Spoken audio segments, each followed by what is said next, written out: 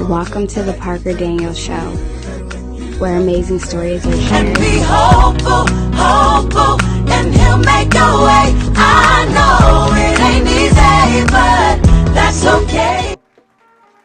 Welcome to the Parker Daniels Show, where we make changes, no excuses. Today, we are doing another YouTube collaborations with Dara from the YouTube channel, Theory of a Blind Man.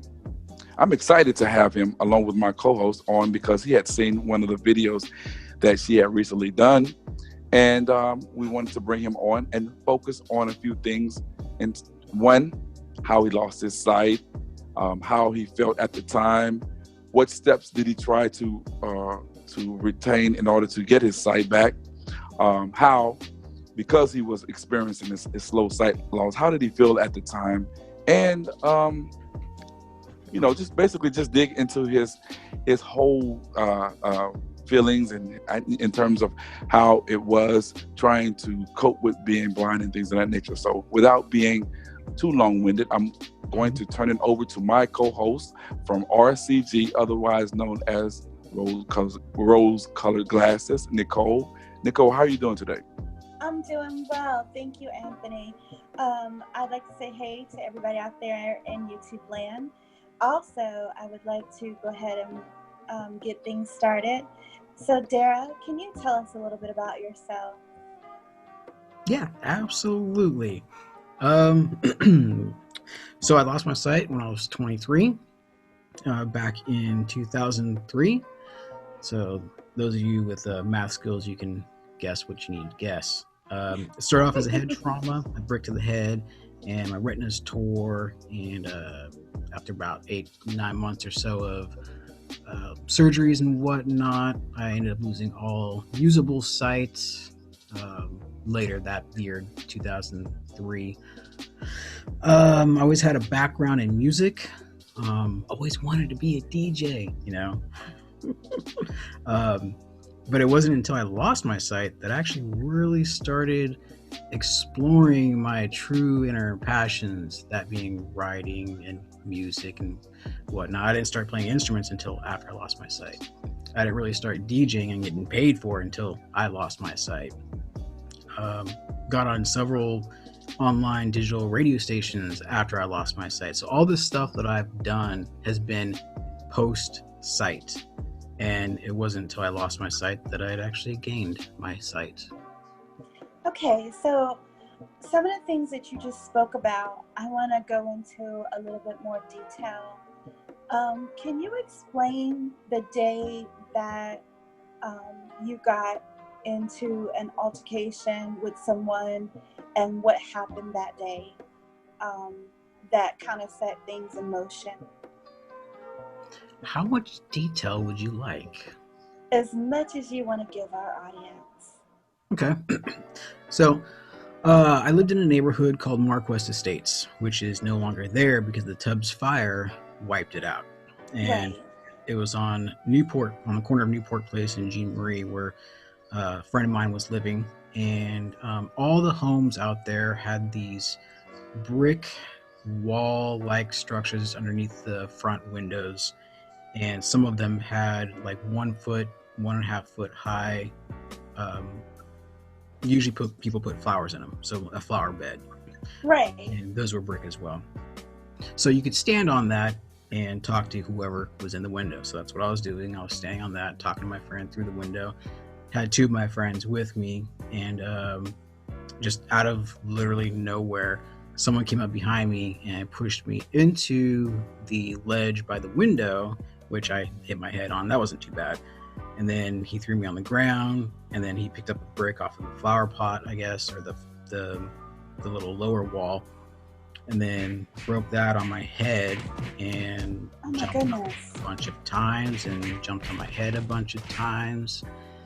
And there was a good outcome in that because I wasn't the one that was actually detained by the police when they showed up, because I've got many years of martial arts under my belt, so I was able to come up.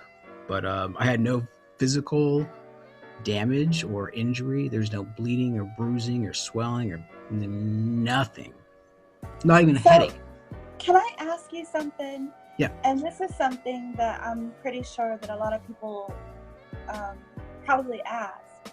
While all this is going on, did your friends just not think to step in and help?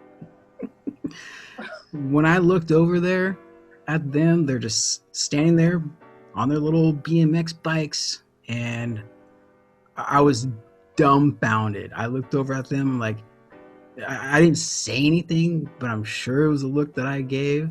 I never spoke to them again. Okay, because to be honest with you, Dara, it sounds like they set you up for something. And It was the first thought that ran through my head. oh my goodness. Wow. So when did you actually start feeling the effects of that particular fight? So that happened, I want to say mid-late 2000. And then I didn't start noticing something in my vision until like a year later. It started off with little squigglies. Okay. And then sometime after that, probably 6 months to a year later, I would wake up in the morning and see blood rushing to the front of my eye. Oh my gosh. And then January 17th, 2003, I woke up and it was totally black out of my left eye. Still had my eyesight in my right eye. Drove to work in my little Honda Civic Racer, and at that time I was working at a granite tile fabrication shop. I was programming and drawing. Well, I'd take a design, I would draw it, and then convert it in the computer so this giant water jet machine could cut it out of stone. That was my. So you were actually like a graphics designer type deal. And at the time, I was actually going to school to be a graphic designer. Okay. Now, did you ever find out who the person was that attacked you? Did you actually know that person? I knew him in the sense that I had played Little League Baseball with him back in the day. And went to, I think we went to the same high school, but we never spoke to each other at that time. Okay. We didn't run in the same circles, I guess you'd say. Right. So when all this started happening, what did you do? I mean, because that's really scary to wake up one minute and you're like seeing, blood rush into the front of your eye, and then wake up, several days later and notice that you have no vision in your left eye. That had to be something to really put you off. In the moment, no, actually. And it's really weird to explain. I don't know how or why, but I just did whatever I had to do. It didn't really matter to me that it had happened. I was already at the point, like a couple steps ahead of myself of, okay, so how am I now going to do things? How are you going to deal? You know Yeah. what? Yeah, I got that. So when did things really start getting worse for you? So that day, the January 17th, 2003, when I drove myself to the hospital, I went for about probably 4 or 5, maybe even 6 hours of tests and whatnot. Had to go see a specialist outside of the hospital. I can't remember the name of the technical name, but the retinologist or whatever, retina specialist. Right. Yeah, that's right. So he was looking in my eyes, and he actually said that my left eye, the one that I woke up totally black out of, looked like one of those popcorn Jiffy Pop, still pop foil thingies that had burst. So then he noticed that the right eye had also started tearing, and so they wanted to do surgery right away. And within a couple of days, they had gone in and repaired the retina and stuck a gas bubble in my eye. And you have to keep your head down for like 6 to 8 weeks to keep that bubble in place. Yes, and actually, I am aware of that. Because oh, you did that too? Yes. Okay. The first 2 weeks, honestly, were those painful for you? Because they were really painful for me. It was more of a nuisance. Right. No, it wasn't really painful. No, but I tell you what, I did develop really strong neck muscles after that. I know, right? But I went through that 3 times actually. Oh, wow. So what is that? 6, 12, 18 weeks total of that type of head down that whole time. Did they give you the pillow thing to put your head in? The thing with No, actually, my mom had given me one of those. They're like U-shaped neck support things. So I just basically laid my head in that. Oh, okay. Wow. You know what? I can't complain because you endured 3 of those. I endured 1, and I was crying like a baby. I'm gonna just. Well, I couldn't even stand to hear people breathe. That's how bad it hurt. Well, it didn't end there. I had a lot more to go through after that.